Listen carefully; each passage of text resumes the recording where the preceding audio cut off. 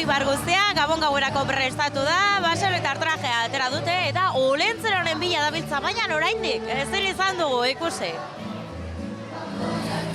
Ikusi ez olentzero? Ez. Baina etorriko da, zuk uste duzu etorriko dela? Bai.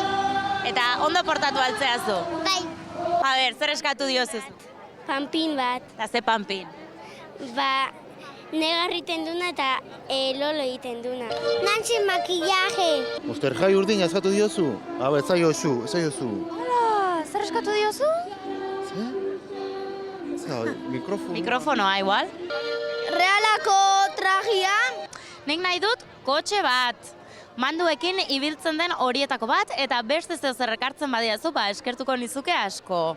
Kotxe bat orduan eskatu diozu, olentzero hori. Bai. Baina hemen gutun honetan ezakit, ezago ezer niretzat? Zer eskatuko diogu olentzero hori niretzat? Makinita bat. Ni magia asko. Magia itxeko. Gauza asko. Gauza asko, baina gauza asko eskatzeko orduan oso ondo portatu behar zarete, ondo portatu altzarete. Azkenean itxaroten izan gara, baina iritsi dira Olentzero eta Mari Domingi zaku bete gozoki guztiontzat. Bueno, Olentzero eta Mari Domingi, nolako harrera egin dizueten hemen, ez da? Bai, oso ona, Oso gustora, posa emoten da urte guztia mendizan egon da gero bizitan etortzia. Aizu, neri beti esaten didate txiki-txikitatik, Mari Domingik eta Olentzero guztia ikusten dute, eta badakite noiz portatzen zaren ondo eta noiz gaizki, hori egia da. Hori esaten da eta saiatzen gara, dana ikusti oso saia izaten da, baina bai, gehixenon berri behintzat badaukago. Zer egiten dezute, txandaka? Lehenengo Mari Domingi begiratzen du eta gero zuk edo nola? Bai, lana banatu itzen dugu, ikatza gaitzen be lana hundixa eukitzen dugu eta bizon artean.